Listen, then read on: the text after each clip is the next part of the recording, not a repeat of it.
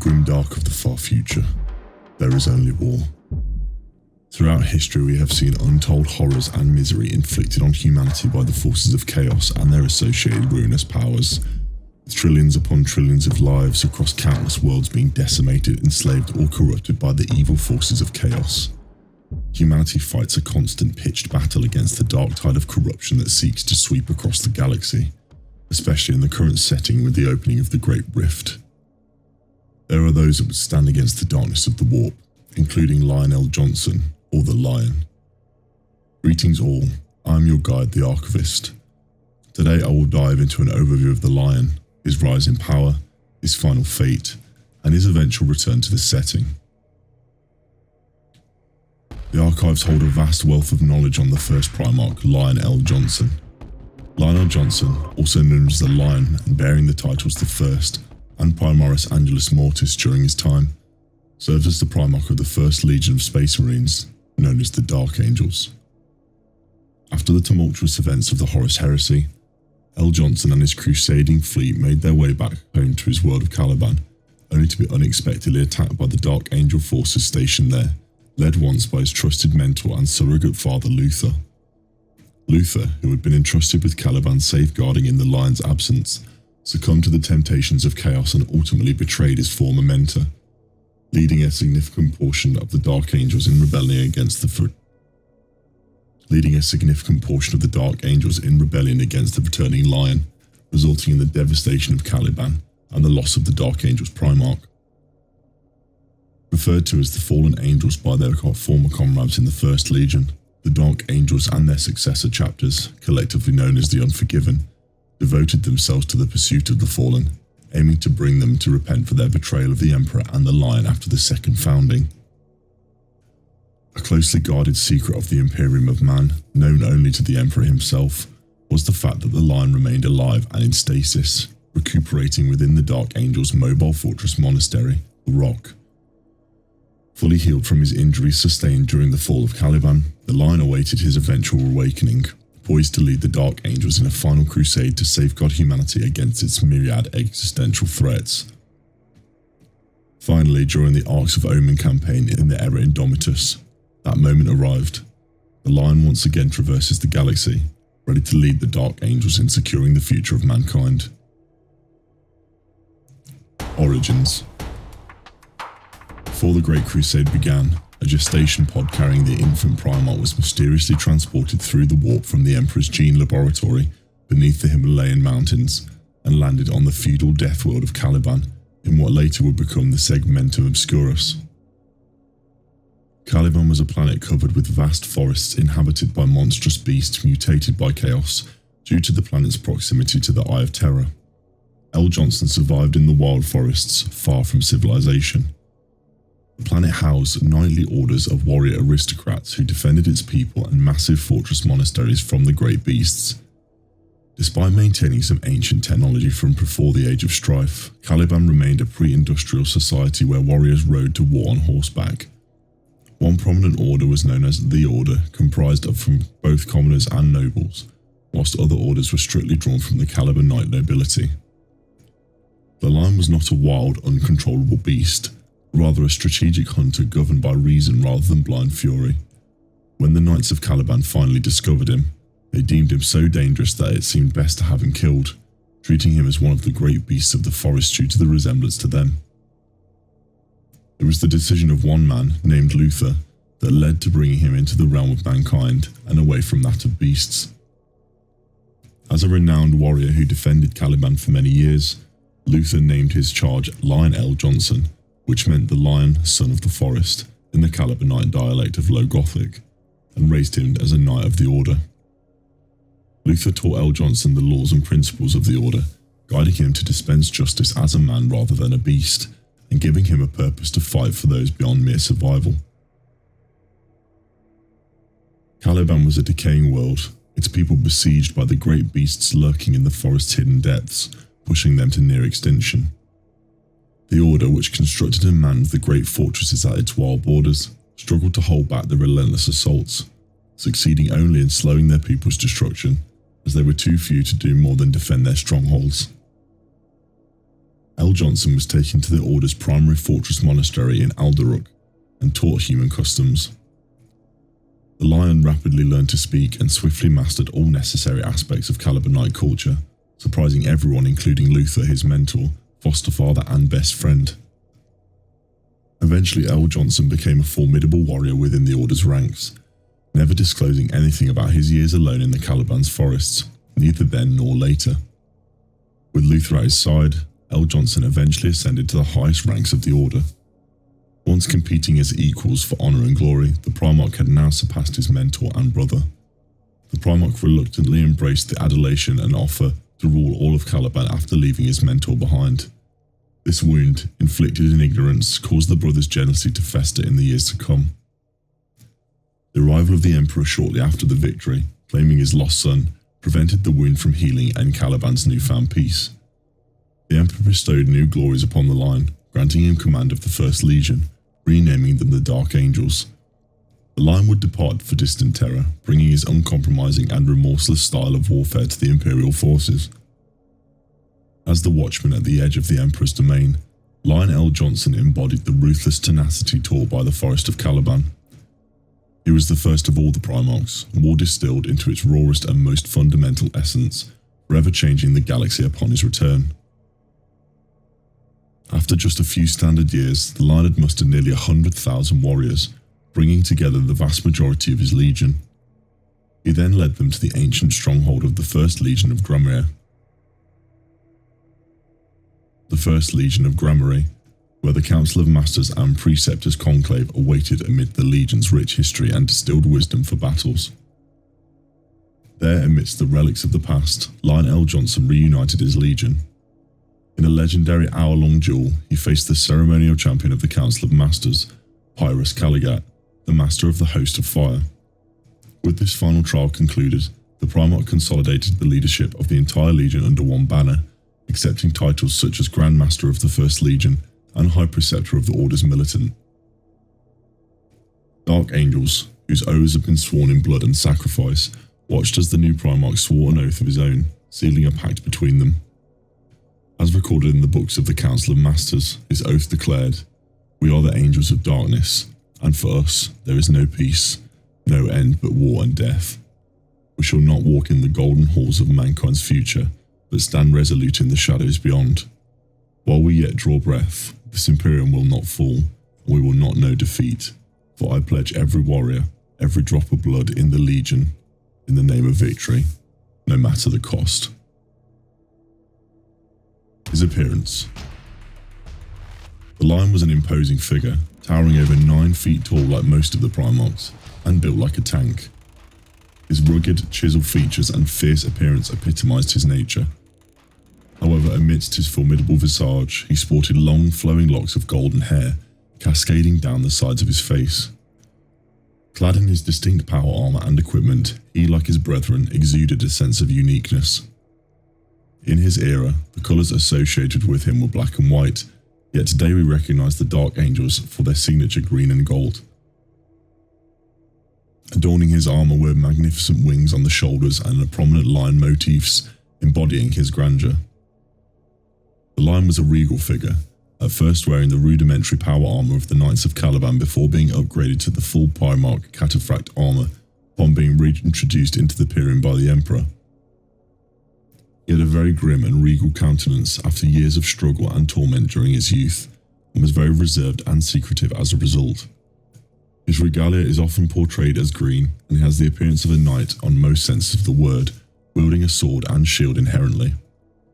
He is portrayed with long blonde hair and a beard, as well as regalia befitting the Grand Master of his Knight's Order. Upon his return after his long absence from the setting, he is portrayed as being much older but still wise and quiet.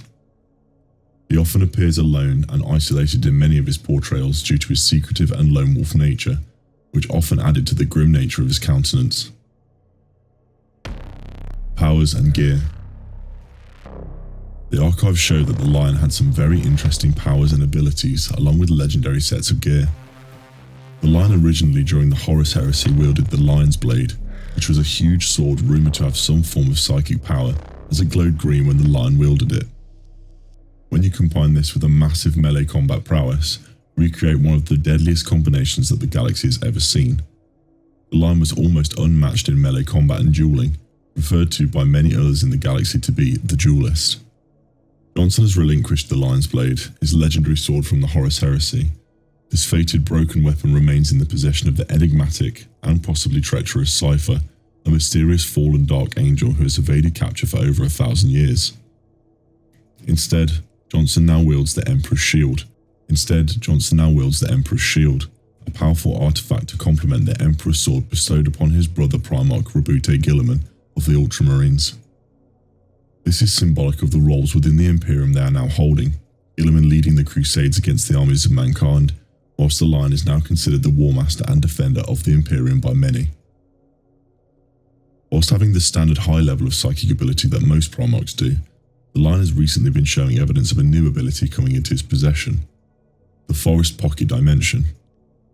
This ability seems to allow the Lion to move across the galaxy at extreme speed using either a dimension or some form of extremely fast travel.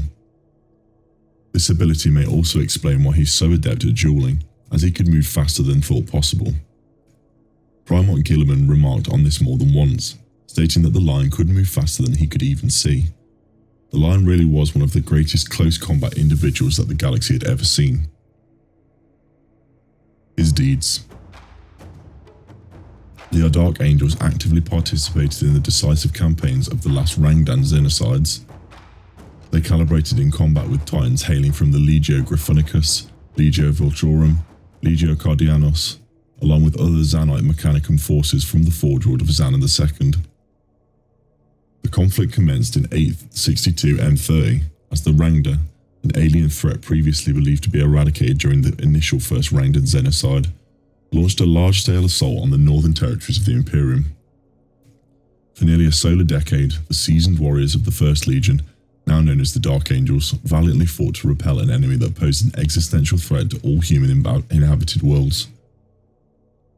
During those dark times, the Lion, also known as the Primarch of the Dark Angels, forged his own legacy as a formidable and relentless force of retribution. Amid the initial harrowing years of the conflict, when the Imperium faced overwhelming odds against the Xenos and their allies, the Lion emerged as a steadfast and resolute presence in the midst of chaos.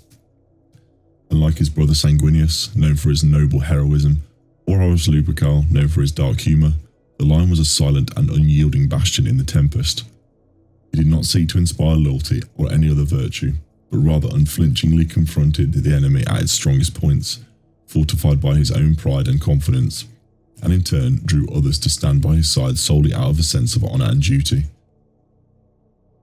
The Lion took many campaigns during the Great Crusade against various worlds, developing a reputation for efficiency and power.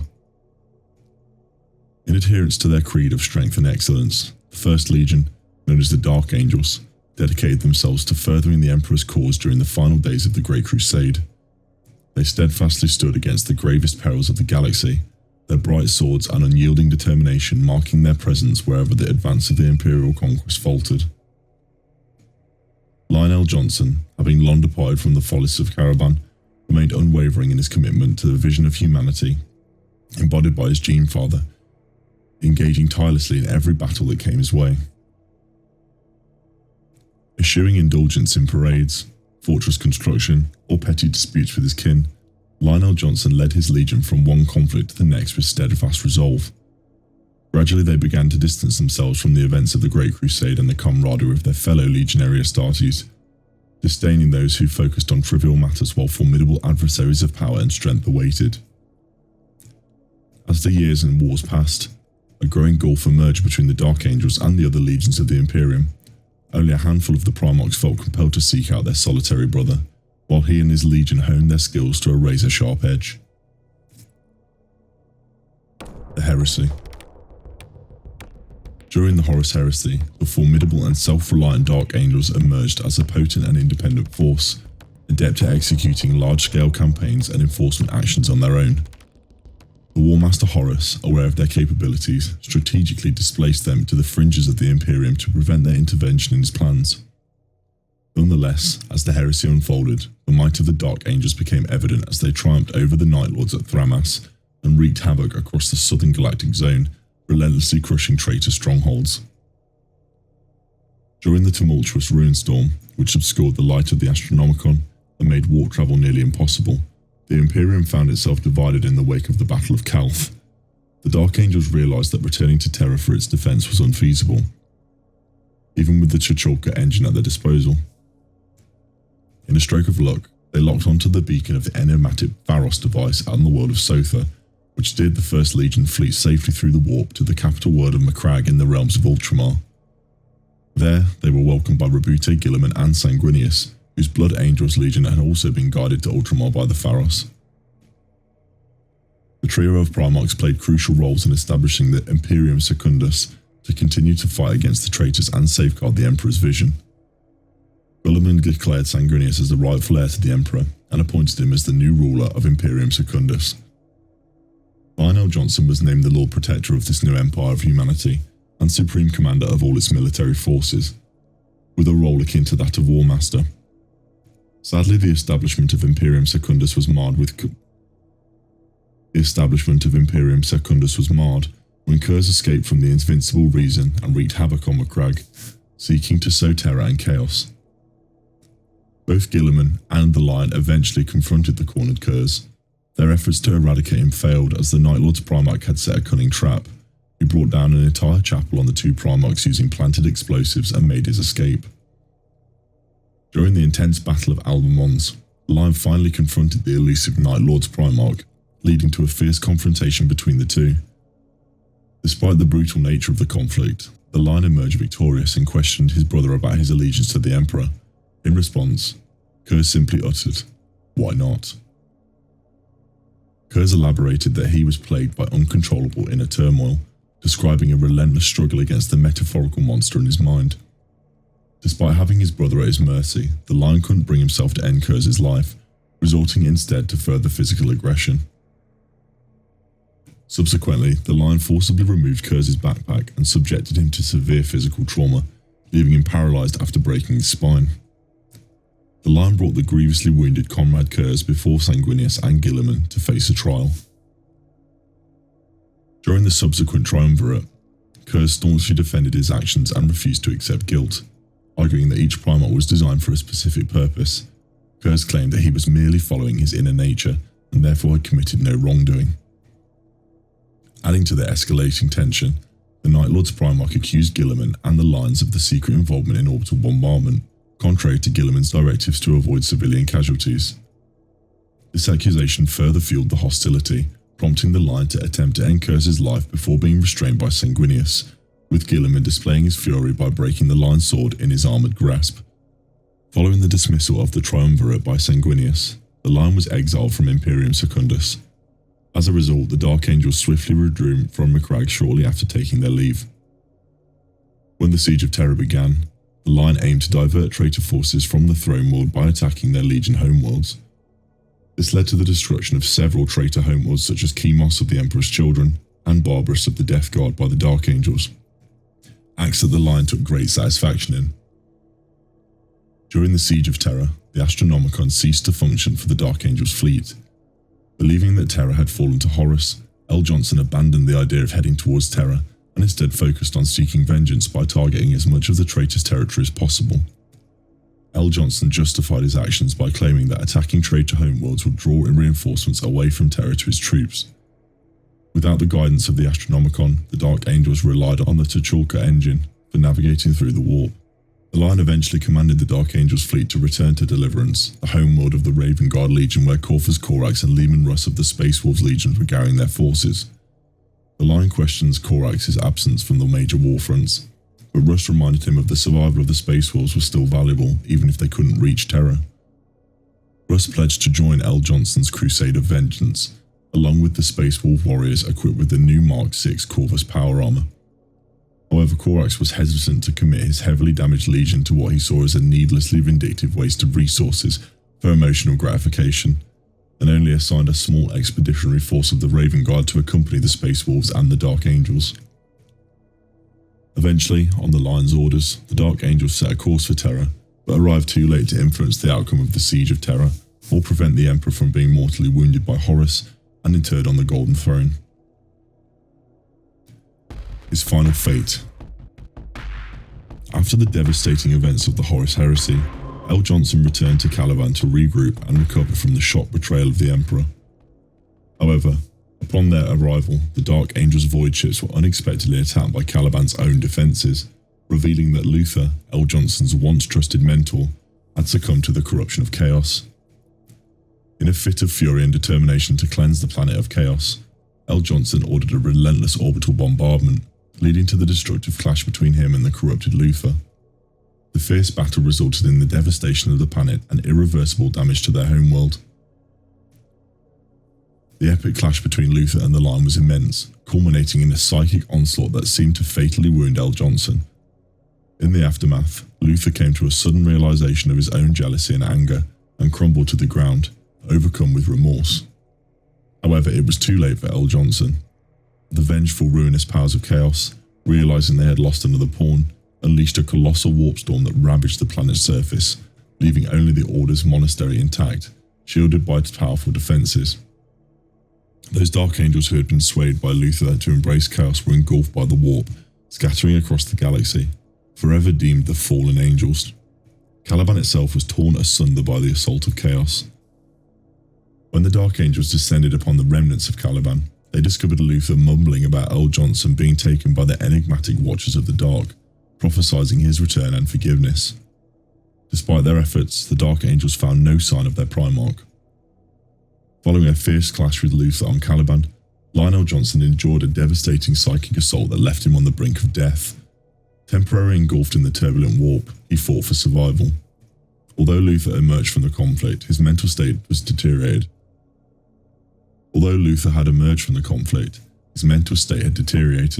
Leading to his capture by the Dark Angels.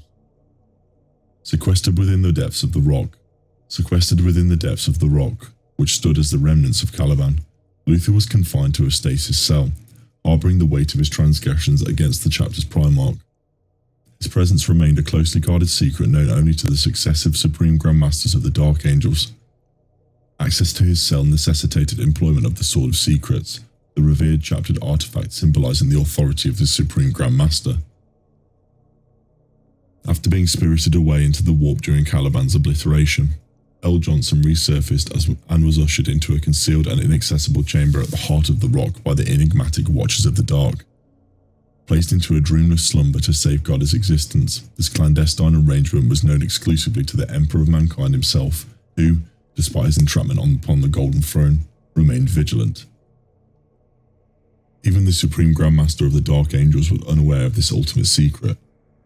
However, the murmurs among the Dark Angels hinted at the possibility of the Line's eventual return to lead a final crusade, with the aim of securing the Dark Angels' most significant triumph for mankind and bestowing justice and redemption upon the fallen angels. Little did they know that this legend held a deeper truth, concealed within the heart of their own fortress monastery, the slumbering Primarch.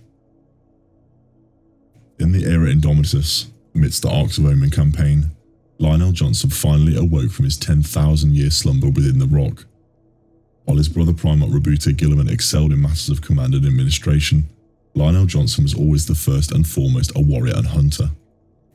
Now awakened in a galaxy consumed by darkness and chaos, he embarked on a mission of vengeance amongst the stars. Even before news of his return spread across the wider galaxy, the legend of the Lion had already begun to circulate from planet to planet within Imperial space. Disparate worlds were united by tales of a mysterious figure who emerged from mist-wreathed passages to vanquish terrifying monsters.